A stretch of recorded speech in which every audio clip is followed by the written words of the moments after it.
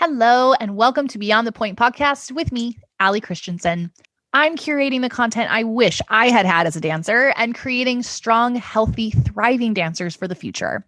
Not only am I your host and ex-professional dancer, but I own Align Fitness, a cross-training studio for dancers here in Costa Mesa, California, and am the creator of online courses for dancers such as the Dancer Strong program, Lower Body Flexibility, and Turnout for Dancers. Welcome back, dancers. Today I'm talking with Kirsten Kemp, who is a high-performance coach for dancers. And after our conversation, I am confident that every dancer needs to know who Kirsten is. She has such a skill at taking our goals and making them achievable. She's not only inspirational, but she has actionable steps to assist us to reach our goals, to get ourselves out of mental funks, to build mental and emotional resiliency. Coming from a professional dance career herself, she has a deep insight into what goes on in the studio, where our mindsets might be as dancers, and what the training is like that we're receiving both physically and mentally. I loved this conversation. I could have kept talking for hours with Kirsten. She has a lot of gems in this conversation, so I'm excited for you guys to listen in. Let's jump into our conversation. Hi, Kirsten. Welcome to the podcast. I'm so excited to have you here and chat with you. Likewise. Thank you so much. Yeah, I am so excited that we connected over good old Instagram. We were just saying that this is the place like we make friends, and it's kind of funny, but I think the dance world is so small.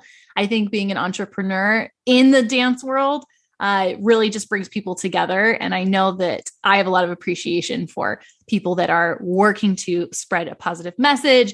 I know they're running a business. They're trying to make social media work. They're good people in life. So it's so fun to get to connect and actually chat with you in person.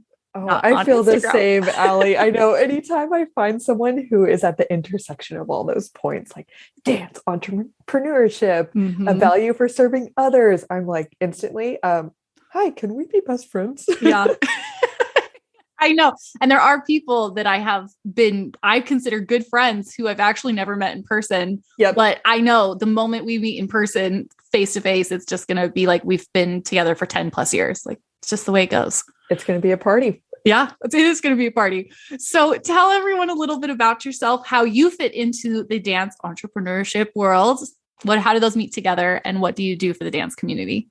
Totally. So I am a former professional ballet dancer. I used to dance for Oklahoma City Ballet. And before that, I got my BFA in ballet at the University of Utah. Before that, I was training at Houston Ballet Academy for 2 years. But I like to say, even before that, I think how I feel I relate to a lot of dancers in the ballet community is I felt like the underdog because I grew up at a small studio and the ballet bug bit me at like 13 and I was like, this is going to be my life. So yeah, I worked my way up from that. But what I'm doing now is I'm a high performance coach for ballet dancers. And I specialize in helping dancers who are at that, pre-professional to early professional level, especially optimize their mindset and their ability to perform through working on the psychological and emotional aspects of dance. So I really love helping dancers with those mental struggles that really are stopping them from performing the way they want and feeling the way they want so that they can be confident in their abilities. That's really what I love to do.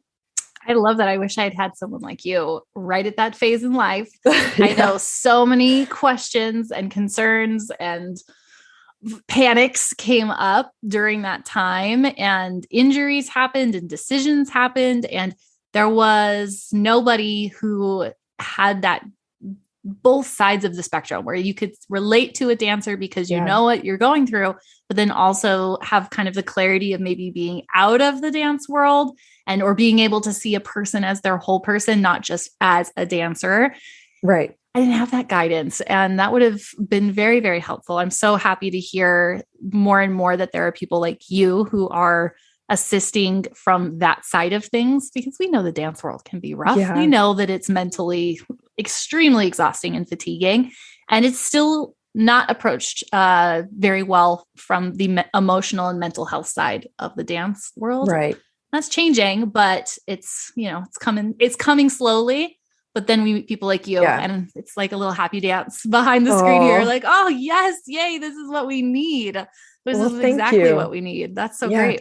I certainly felt the same as I look back on the later years of my pre-professional phase. I realize now, of course, in hindsight, and I did know at the time, that I was really being asked to function at a very high level as an adult. When I was a child, at the same time, I was in a very psychologically and emotionally stressful environment, very high pressure to perform well, and also like to not make mistakes, because there was, I think a lot of dancers relate to the I can't mess up mentality, or that means I'm not a good dancer, my future is jeopardized, I'll get yelled at, things like that. So I think a lot of us relate to coping with those things, and then also trying to manage our minds to be like professionals and be like adults before we even have the full ability to do that. So yeah, I definitely relate to wishing I had this kind of help, which of course, as many could imagine, is the reason I'm so motivated to put this help out there. Like as a dancer, you're kind of trained to think maybe the worst of yourself. Like, oh, I messed up. Oh my gosh, it's the end of the world. And that's 100% there. Like that is not made up in our minds. Yeah. But I've been kind of giggling to myself this last year over and over, because I got a dog, and this is the first time I'm training a puppy from like puppy. Oh my gosh. And I'm learning all these things about dog training and the difference between positive and negative reinforcement, and how to mix the two. And like, how do you teach a dog, like, this is not what you do, but I still love you enough that it's okay to mess up and do this. Right. And I'm not just saying this. It is like training dancers. Like we have to figure out how to say, this is not what you want to do, but not be like, you're so bad, you go in the crate, you've done the worst, But how do we give that positive reinforcement and find the balance, but still teach and have our students know that we're on their side, us saying, hey, that's not working. That's not what we want. Is not the end of the world. It doesn't mean you're a bad dancer or human. We're just simply here to assist you and coach you. Right. And that comes from both sides. That comes from the teacher being better at their job. All of us being better at our job. I'm not trying to call anyone out. I have to do it too. And then letting that ripple into the students. So we stop creating dancers that are so harsh on themselves and, creating such emotional issues within, or turmoil within themselves. Yeah, totally. Oh my gosh. So a lot of what I've noticed is, and I've heard this from other sports psychologists that I follow. I said other as if I'm a sports psychologist. I'm not, I have a different specialty, but so I've heard the phrase that our voice as teachers becomes a dancer's internal voice in the future. And I believe that's true. Whether it's specific teachers we've had, or, this kind of general sense of ballet culture that's formulated through how other dancers talk to themselves based off of how their teachers talk to them. We're influenced so much more than we know by the voices of our teachers. I think many of us just realize it more later in life. And as teachers, I find that it is such a difficult job, and I have so much empathy for that. I've taught for years. And, as when I was dancing professionally, I kind of was just doing it to pay the bills. And now I find myself very passionate about it, even though I don't do it that much, but I find there's so much beautiful impact that could happen. And also, of course, a lot of risk for damage just because of the nature of that relationship. So when I've spoken with teachers in the past, something I try to share that I've learned through my education as a coach is that our tonality and our body language communicates for us more than words. And that's been scientifically proven that verbal communication tends to be just about 7% of what is the meaning that is actually communicated in an interaction, versus tonality and body language comprise the rest of that. So creating an environment through the way that you use your voice and you express yourself in a way that is nurturing and it feels safe and it's not very escalated emotionally, is really important. So communicating with a tone of respect, compassion, that goes a really, really long way. And I have to tell myself that too when I teach, because I can get super excited. And I've had feedback before that personally, it broke my heart because I just care so much about these students. I heard that my excitement, it can come off as a lot of energy, but to a few students, it came off as being kind of harsh. And I was shocked because I was like, oh, I have the best intentions and I just have so much energy and like so much passion for ballet. But it's just going to show that, what is communicated can be different than what you meant to communicate. And then in terms of words, it is such a helpful tool to I'll say one of the most helpful tools I learned for communication throughout my education as a coach is planting the seed. So before you deliver feedback, planting the seed of affirming, I know you can do this, or I know you know this, or I know you're on track to get there. Here's what you can do to help yourself. Mm-hmm. That goes a really long way, because especially when you're communicating with dancers who are young, or even if you're not that young, it can be a vulnerable thing to receive feedback. And our brains are already wired to have a bias towards information that feels negative. Mm-hmm. So knowing that ahead of time and kind of buffering the interaction by having approachable tonality and body language, and also saying, you did this well, or I know you know this, or I've seen you do this before. I know you can do this. Here's what you can do. Here's what I want to see you change. And then whenever feedback is delivered, one thing that I think is very flawed within our approach to training is that a lot of us learn what to do correctly by being told what not to do. It's a very backwards approach. So instead of shape your foot, it's don't sickle, don't have a flat back in arabesque, don't turn in. I completely agree with that. I hear that all the time, coming from the conditioning and like technical side of things, where everyone comes in and says, I want to learn how to lift my leg a la cone better. Mm-hmm. And I always start with, great, what do you know? Like I always start with that. And they always tell me, I know I shouldn't lift my hip. I know that I shouldn't lift with my hip flexor. I know that I shouldn't lift my shoulders. It's always shouldn't. You are so right. And then they don't know what to be doing. They don't know. All they know is this thing they've been like basically whipped in of like, you shouldn't lift your leg this way. Yeah. But they can't tell me what needs to happen. And then that's where I step in and say, great, here's what needs to happen. Yeah. It's a learned way of thinking. Yeah. That is so true. Yeah. Even when I coach dancers individually and I meet with them for the first time, just to see if we're a good fit for working together, I always ask, what do you want to achieve?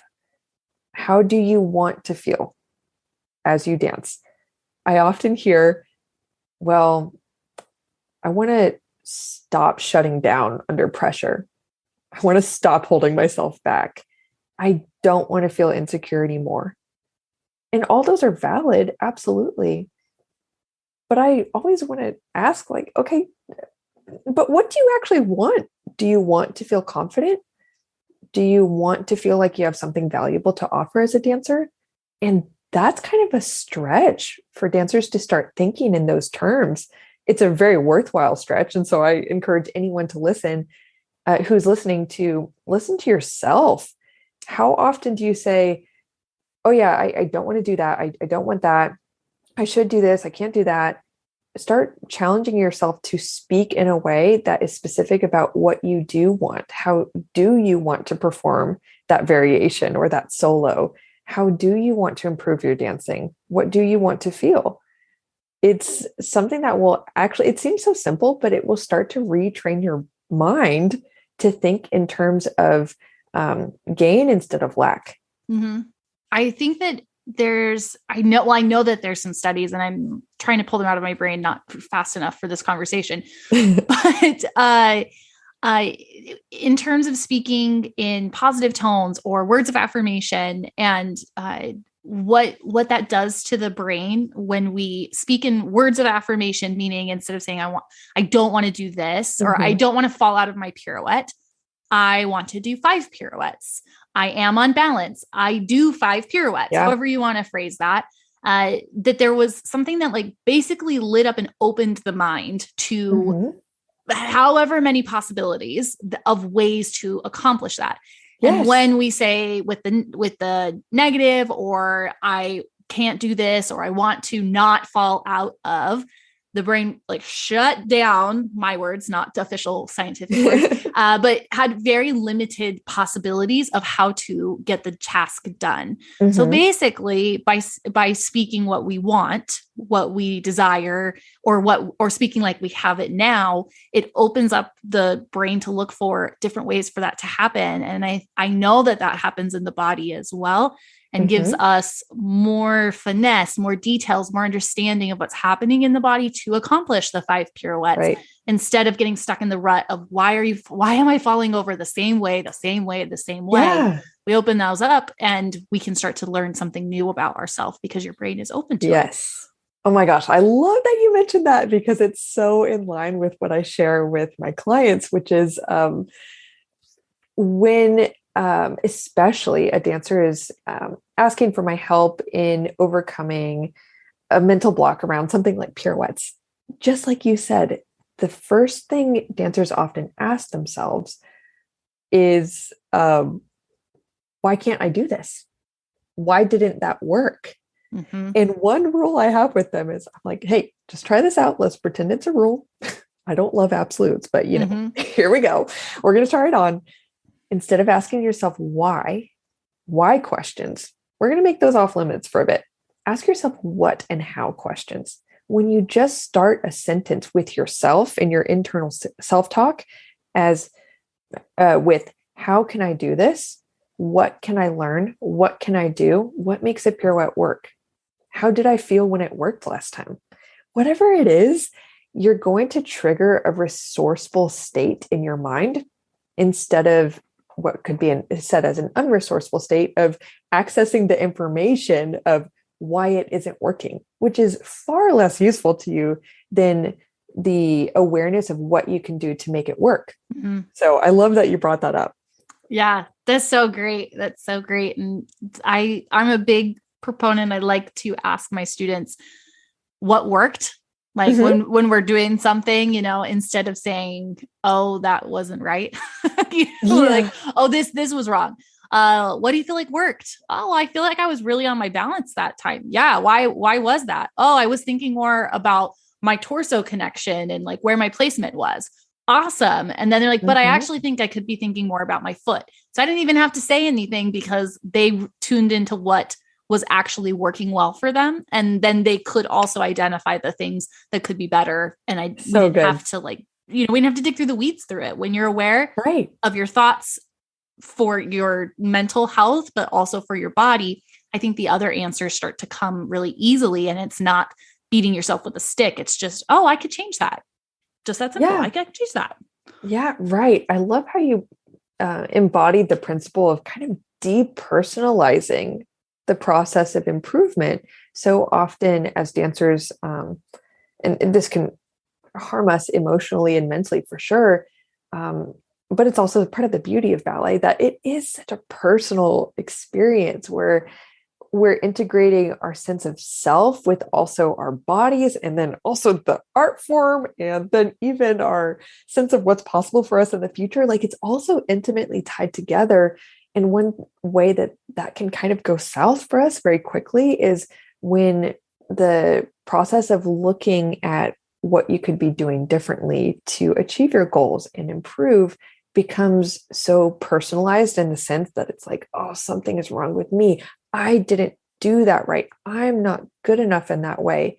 Instead of getting into the mental state where, it's understandable that we're going to be there sometimes, but being like, okay, well, what am I going to do about it? What can we do? What did I do well? and kind of looking at our opportunities for growth as just that. It's just an opportunity for growth. It's not proof that you're a terrible dancer, you're going nowhere in life, everyone's judging you. It's not proof of those things. It's just an opportunity for you to grow. Yeah. I think sometimes everyone does this, but as dancers or athletes, we go into class or rehearsal with an idea of what it's going to go like and what we're going to focus on. Yeah. And then sometimes, maybe most of the time, the day doesn't turn out that way. And we have the chance to either beat ourselves up because I'm not focusing well enough on my balance and it's just really not going well, but dang it, I'm going to keep focusing on that. Or we could choose to focus on something else that is going well and I could be more productive with. I was just this week, I was working out. I was at a workout class and I went in thinking I was going to focus on legs, for example. And I was like, I'm going to kill it today. My focus is this. And I had some cues in mind. I got in there and I don't know what happened. My mind checked out. I did not feel I was not feeling it, but I wanted to work out and I was there. So instead of beating myself up and trying to make these cues work in my body, I just shifted my focus. And I was like, I'm going to work on how my whole body feels together, which means I'm going to have a little lighter weight, which means I'm not going to do as many reps and I'm going to change my focus. I walked out feeling good, sweaty. My body felt better than I did when I walked in, but I didn't have the focus that I thought I would at the beginning. And I do this with dancers all the time. Sometimes we just have to change what our pinpoint focus is so you can be successful. And the more that we're successful mentally and physically, it's going to ripple out and continue to become more and more. And that most of the time comes down to your mental state. I mean, oh my gosh, you can choose what you focus on. You sound like an expert mindset coach, Allie. Oh. Do you want my job? Well, no, I'm going to have you. No, we can push them together. But I do think, and you mix it with your teaching as well.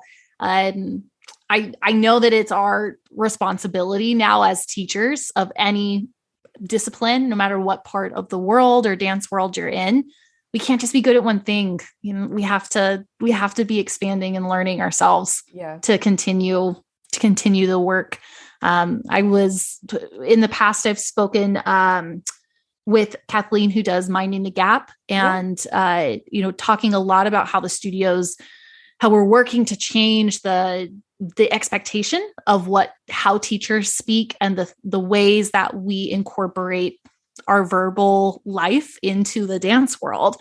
And it's learning and it's being open to learn because we have a way that's worked for us as teachers. And, whether it's worked well or not, whatever, but the only way something's going to change is by me being willing to learn more and to look at how I'm practicing and saying, I'm going to make a change. I'm going to make a shift. And there's many times I'm sure you can relate where I choose to make a shift or say something different. And then I don't say it the way I want to. And I'm like, oh, that's not how I wanted to say it. So sometimes totally. I say, wait a second, that was not a good cue. Let me say it again. That was not you, that was me. And then sometimes I have to walk away and I'm like, okay, next time I'm going to say this better. But that's how I continue to perfect the way I train and teach and also talk to myself. Which makes you great at what you do. Yeah. So awesome. Well, something that you do very well, and I'm super interested in is this kind of the self-talk or the motivation that you find to continue to do or start doing something maybe you don't want to do. Like today, I don't want to go to class, or I know I should, quote, quote, fill in the blank. What do you work with when you have dancers who want to have motivation to do something, but they don't? Yeah, totally. Which is so many dancers at one point or another. We're especially all in this category. Yeah, right. Especially dancers who are either competitive or they're on the professional track. I find that one thing that's really helpful to start identifying is where we are being motivated by fear versus by what we want to gain according to what's really important to us personally. So what I mean by that is even dancers who love to dance, no matter what your specific style is, we all have days where it's like, I don't want to go to this rehearsal. I don't want to do my ab routine, which we know might serve our highest goals, but in the moment, we're just really not feeling it. So I find that it's really helpful to encourage dancers to ask themselves, well, what am I telling myself about this workout or about this class? That I should do it? I always ask, says who? Yeah. Okay. Yes, I know that there for real might be a consequence for you to, if you were to choose to not show up. Yes, there's a consequence. But how can we shift this mentality from I have to, I should, which is coming from an external, extrinsic sense of motivation, something outside of yourself, you're sensing is putting pressure on you to do something. Yes, that can motivate us in the short term. So it does work in a sense, but it is not a sustainable source of motivation. And it usually doesn't draw out our highest and best level of performance. It kind of triggers an energy of obligation, burden. Oh, I'm going to make myself do this, willpower, which I think a lot of us are becoming aware of the fact that willpower is not something that we can rely on as a sustainable source of motivation. It takes energy out of us to grind our gears to push ourselves to do something. So instead, if we can change that extrinsic sense of motivation to intrinsic by asking ourselves, what is important to me about doing this? What do I want to gain from going? What makes me want to choose to do this? And honestly, if even after asking yourself that, you do not want to do it, ask yourself, is there a need I need to kind of address? Do I need a break?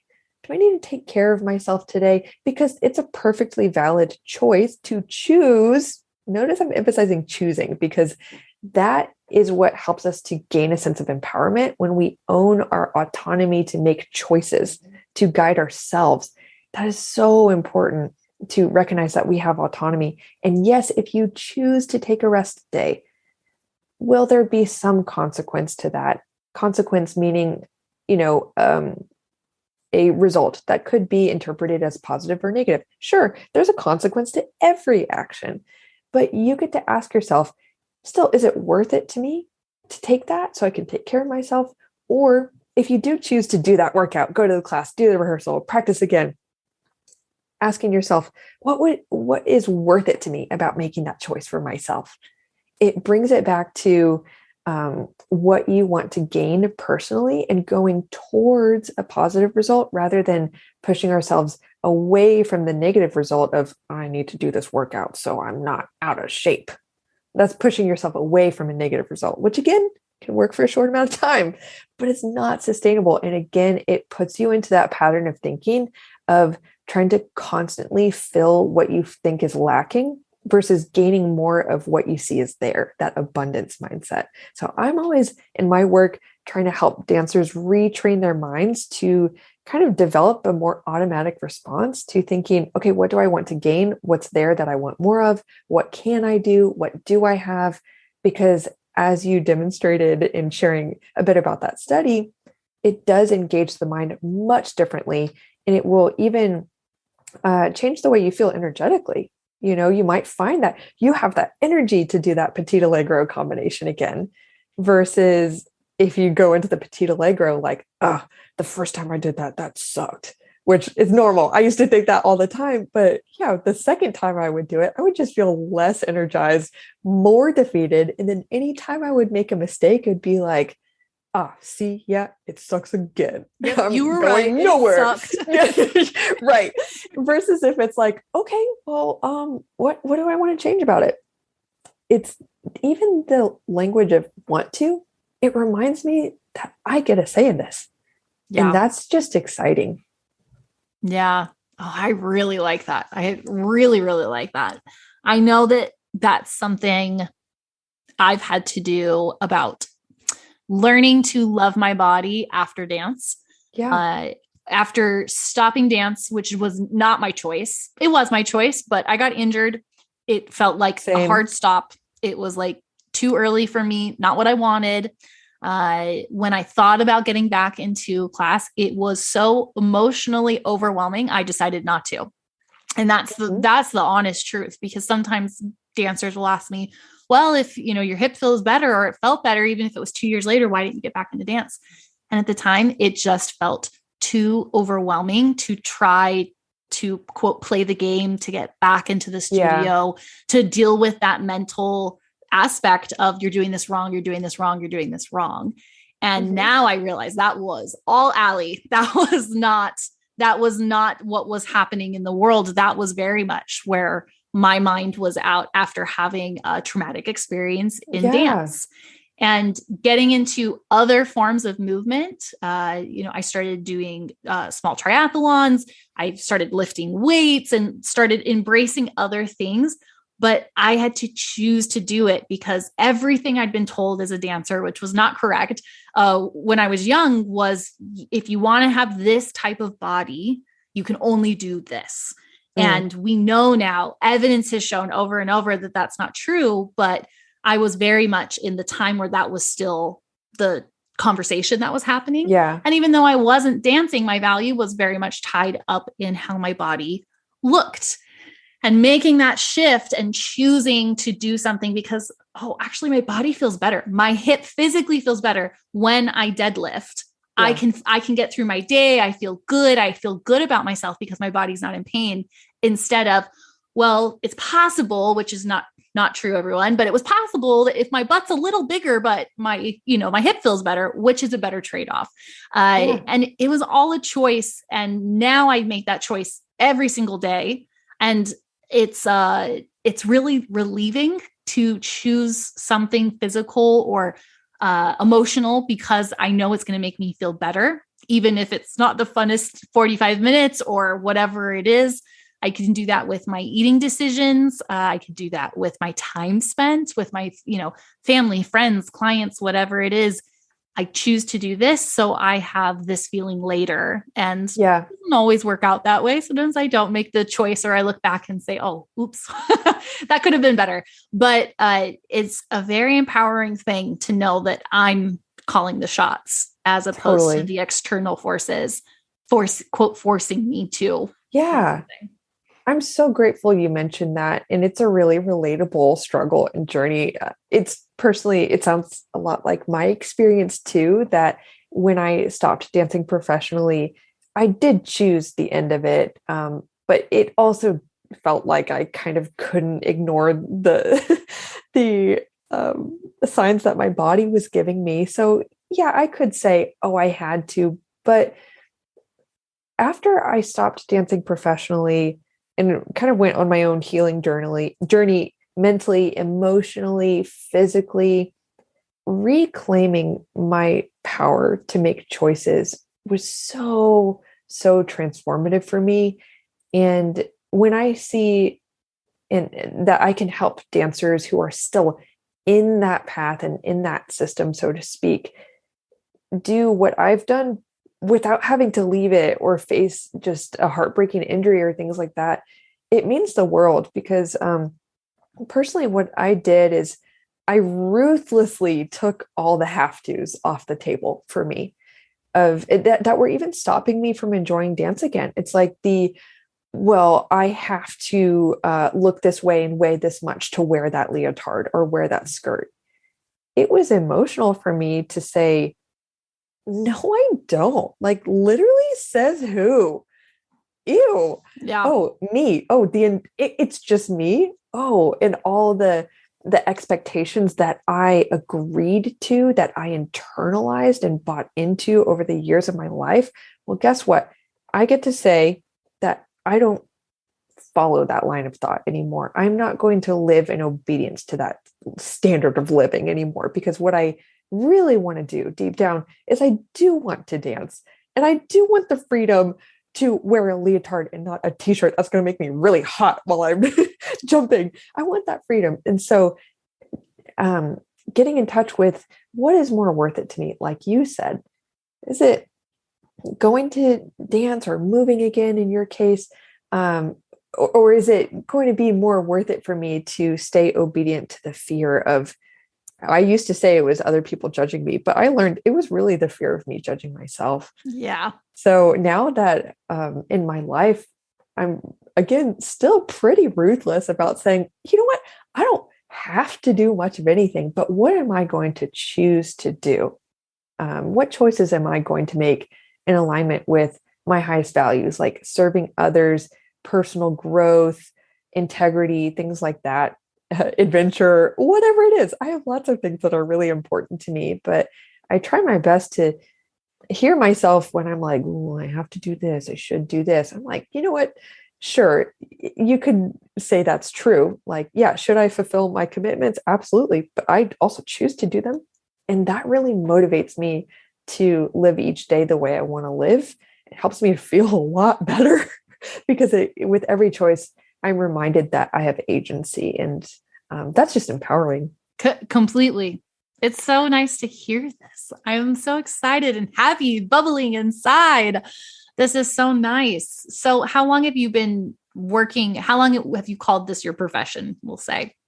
Yeah, good question, because the start date is a little iffy on that. For me too, always. Like, I'm like, when did I start doing this? I know, because, well, part of my story, it was kind of a wild ride. It's like, I say coaching found me. I did not find coaching through just a series of interesting events that I could get into at any time. But yeah, I ended up attending this like free conference weekend for a coaching certification program that my sister signed up for. And I was like, man, okay, I'll go for free. And I had just stopped dancing. I didn't know what to do with my life and, or what I was going to do. But when I realized like, oh, it was like a life coaching certification. And I did a bunch of others after that, but I was like, wow, okay, this life coaching thing, it sounded kind of dumb when I first heard about it. I was so judgmental. But I realized like, wow, just asking people empowering questions and facilitating their awareness of possibilities and helping them let go of limited ways of thinking or process emotion. Wow, I already love to do that. So from that point, it was kind of funny. It's like I signed up just really spontaneously. I'm like, sure, I'll get certified in this coaching thing. And then from there, I decided, you know what, I do want to make this my career. And the more I learned about this modality for helping people, the more I realized, wow, dancers can really use this. And then I gained other specialties like in neuro-linguistic programming, which really helps with creating change on the subconscious level of the mind, which helps with changing habits, releasing repressed emotions, negative triggers, internal conflict, lots of things that I found so transformative in my life personally. But anyway, all that being said, it was about probably, let's say, 7 months after I discovered coaching where I think I was like, okay, I want to make this my job. And then finally, you know how it goes, like getting your first client, I think it felt like a lifetime. And then I felt like, okay, I can call this a business.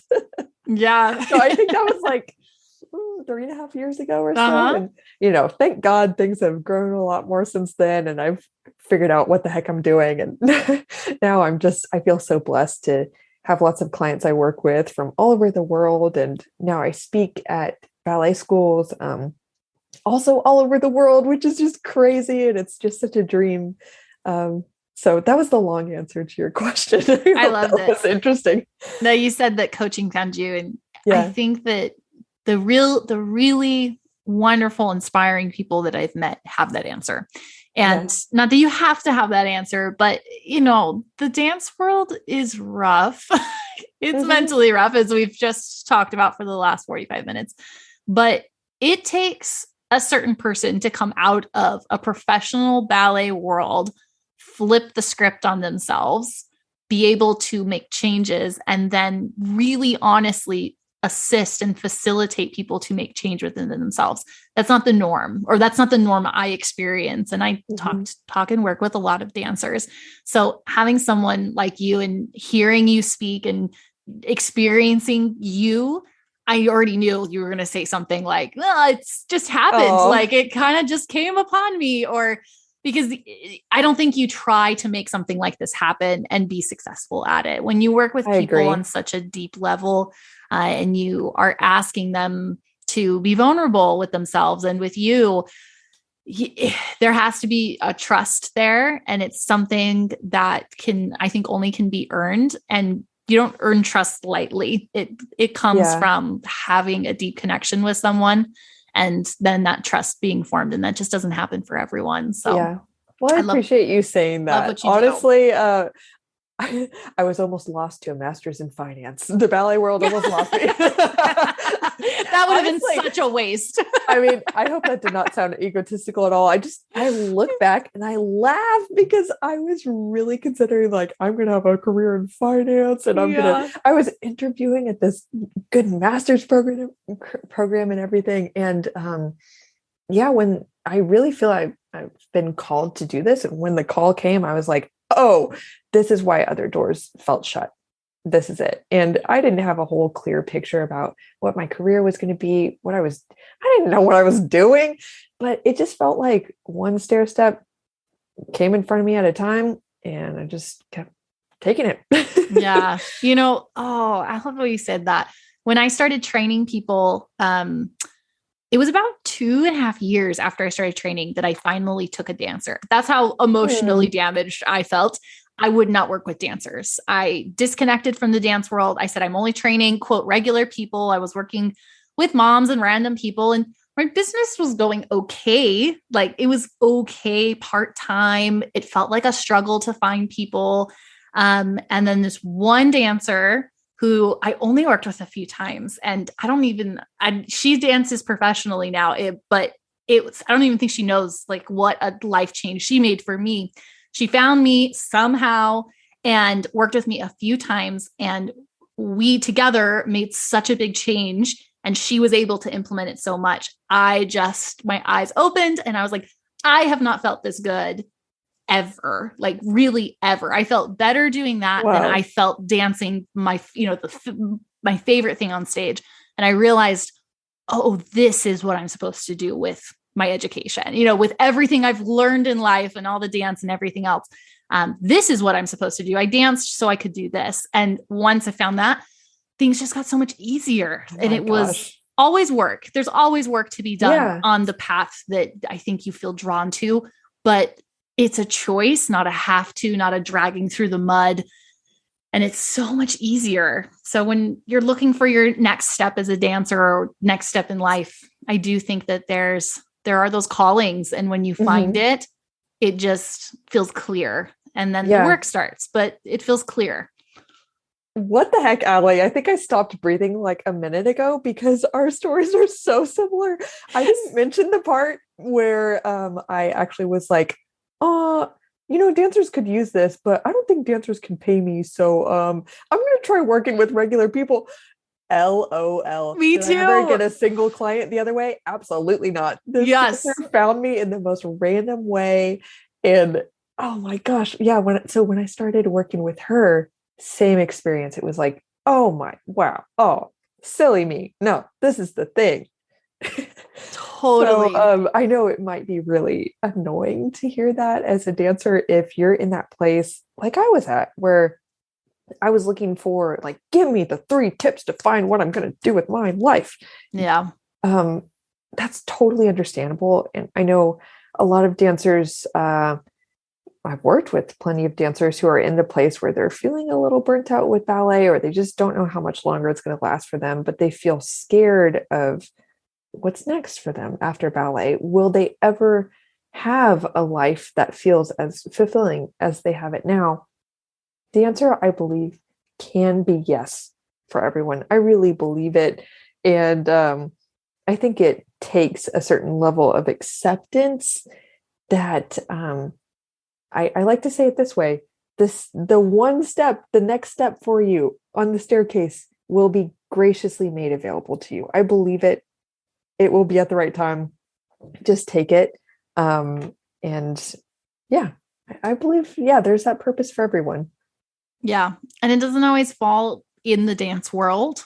Yeah. I mean, and I know plenty of dancers now who've gone through that time of struggle. For me, it was 2.5 years, guys. They go through that time, and then they do find that next step. They find the thing, and it's, for some of them, it has nothing to do with dance, but it absolutely, and all of them would say this, what they learned in the dance world, what they learned for however many years they pushed themselves and experienced dancey things, whatever it is, absolutely shaped and assist them in their current situations and jobs. So your dance education, no matter what it is never, ever wasted. And there's no pressure except for what we put on ourselves to make the dance world work, or be in the dance world, or use that dance education, whatever it is. It will be used, because dancers are amazing humans that have so much dedication and so much commitment to themselves and the group of people they're with. And they put themselves through more than most humans do, mentally, physically, and emotionally. So when you can put that into play in a positive way somewhere else, you're going to sail. So I agree. There's a little motivational 5 minutes there. Yeah. And even if dancers are listening and they're like, I'm not worried about life after dance. I just want each of you to know that, I mean, at least in my work, what I'm so passionate about and what I want to encourage others to do is I like the word ruthless today, apparently, but ruthlessly look for an appreciation of what you've done, who you are, what you have going for you. Because I used to be a dancer who just saw what's wrong with me, how much further I have to go before I get to the professional level, how I might be inadequate for my goals. I saw the lack, I was like anybody else, looking in the mirror and be like, gotta fix that, not good enough. But now, on the other side of that, and I even experienced this quote unquote other side when I was still dancing. I just had some epiphany moments where I was like, wait, hold on. We are highly intelligent, hardworking, extremely competent, very self-aware, analytical, musical, multi-talented, multifaceted, artistic, creative people. You're going to tell me you can look in a mirror and only see what's wrong with you. Mm-hmm. And hey, I get it.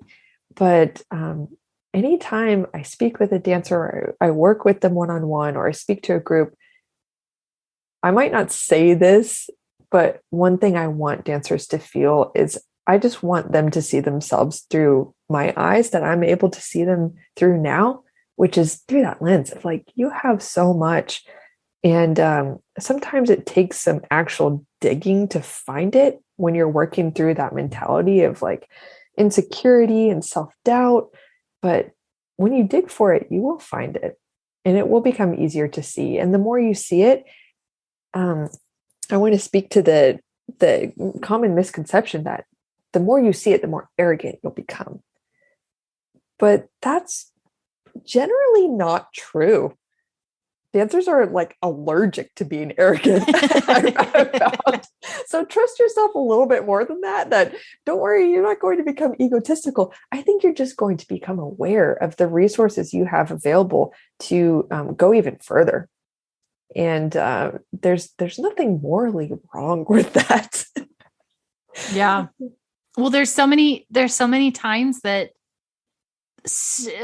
decisions, situations, creative opportunities come up, and there's a voice in my head that says, oh, you can't do that. You don't have that skill.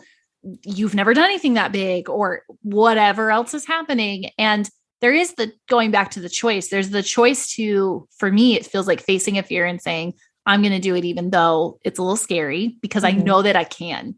I don't know how, maybe I don't have all the tools in my tool belt, but I also know that if I decide to do something, I will find the right tools to make that thing happen. But the ability to know that as you listed all those things, it's like, yeah, actually, you're right. A dancer has all of those things. So if I have those somewhere inside of me, I must be able to make this happen. I must be able to make this thing come to fruition, whatever it is. So if dancers, if all you remember is Kirsten's voice saying those like 10 things, you have those. So whenever and probably more. Yes. And more. Yes. If you face something, you just need to have that on replay. Just put it there and be like, okay, yes, I do have these. I can make this happen. Would fill in the blank, whatever it is. I can make this happen. We don't always know how, but we can. We do. Yeah. Can I drop a few comments to that? Yes. Because I know this is getting long. I don't want to take up like you're whole good afternoon, but this is just so fire. At least I feel like our conversation is fire. I hope others feel the same. But for any dancer who's at the place where they're like, but I struggle so much to believe that I can. Because, I talk to a lot of dancers and I have been the dancer before where it's like, but we feel unique in that maybe we can't. We can't trust ourselves. Especially after I had some pretty traumatic experiences that came from making mistakes. The takeaway from that I held in a deeply emotional place in my mind was I can't trust myself. I felt uniquely flawed in not being able to conquer a challenge because I had been through some traumatic things and I didn't really know how to acknowledge that at the time. So if a dancer is listening and they're like, but what if I can't? Maybe I can't do that. I'd like to offer a few things. Ask yourself, when did you decide that? When did you decide that you can't? And maybe it feels like there's a real backing of truth to that. But chances are it's probably an unhealed, very emotional experience. And there is help for that. I help dancers resolve those things.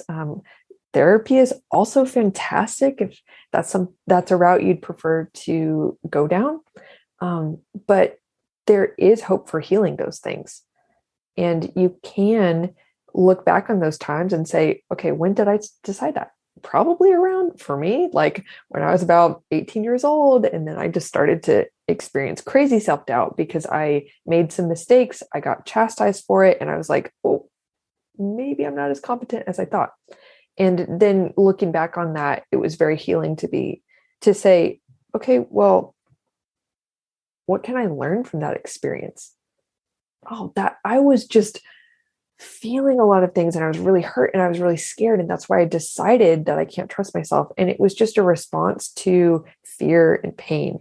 So yeah, that's something that we can heal from. And it can be a process where you can get to the place of, like you said, I can do this.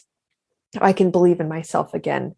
And then the other thing is, I kind of like to say this in a somewhat joking way, but it's also true. What makes you think you're so special that you cannot grow as a human being with a brain that is wired to grow? Yeah. What the heck? You're not that special. I'm sorry to break it to you. And I'm not either. Allie, you're not that special. I mean, I'm saying this kind of tongue in cheek, but we're really not that special. Yes, I totally get it. I have had that talk with myself also. Yeah. Oh, totally. I look myself in the mirror. I'm like, Kemp, cut it out. You are not that special. Get it together. I know. Sometimes I'll be all like self-acceptance and compassion. And then I'll be like, get it together, sister. We're picking this operation up and we are going. That's so great. Well, I have to say you have so many great tips and insight, and you take my cheerleading and you make practical steps to happen. I think it's one thing to be around someone positive or to have that person that's like, you can do it. Yay, you, go me, whatever it is. And I just suggest you surround yourself with people like that. Yeah. But there are steps that have to be taken to get from one point to the next point to the next point. And you're very much that person. You're very good at that. Thank you. You're very good at taking my cheerleading story and be like, great. And here's how you can get there. That's what we need, is how do we get there? So anyone who is looking for a little bit of growth, is not sure how to get there, it sounds like no matter where you are in your dance journey, you said you work with pre-professional, professional age, but I imagine that this is extremely helpful for the adult dancer who starts later in life and is trying to balance the expectations of I want to get better, but I have a cajillion other things that I'm responsible for. The dancers that are just doing it for fun as they go through their college and later on.